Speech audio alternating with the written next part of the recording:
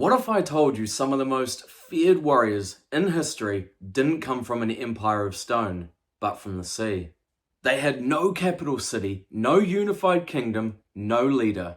And yet, for over 300 years, they reshaped Europe. This is the story of the Vikings. The Vikings themselves came from Scandinavia, which today is known as Norway, Denmark, and Sweden. And contrary to popular opinion, they weren't just raiders. They were explorers, farmers, shipbuilders. But what made them stand out amongst the crowd was the way they moved. Their long ships. Fast, light, adaptable through ocean to river, this gave them an advantage nobody else at the time had. The Viking Age itself is said to have begun around 793 AD at a monastery in Lindisfarne. Monks were said to have lived there, unarmed, unprepared. Then the ships arrived.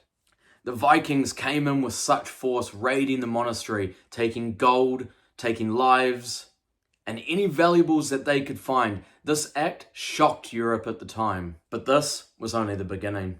From that moment, the Vikings spread fast. They moved across France, England, Ireland, Spain. They travelled rivers deep into Europe, surprising people everywhere they went. They even reached as far as modern-day Russia. Some even became known as the Rus, which actually helped shape modern-day Russia. Others went even further. Some say they went to Iceland, Greenland, and even explored parts of the Pacific Ocean. It was even said they made it to North America, and this was centuries before Columbus. Among them were absolute legends of history. One of them was known as Ragnar Lothbrok.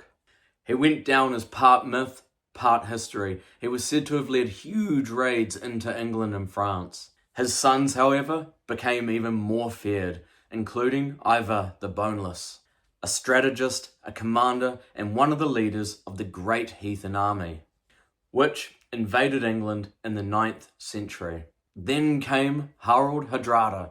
He was often called the last great Viking.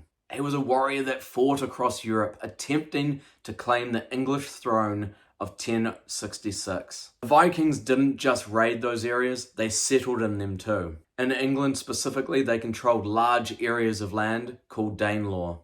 In France, they were actually given land which became known as Normandy. And this is where later on, the Viking descendants, the Normans, would conquer England.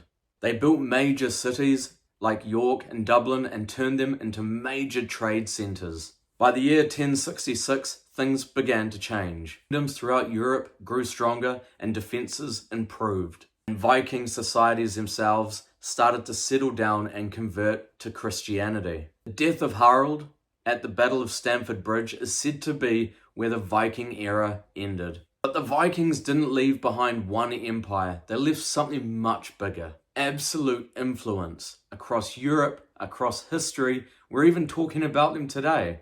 So here's the question. Were Vikings just raiders or one of the most influential forces the world has seen? And as always, if you enjoyed this episode of Will's World History, don't forget to chuck us a like and follow. We've got loads more on the way. Cheers.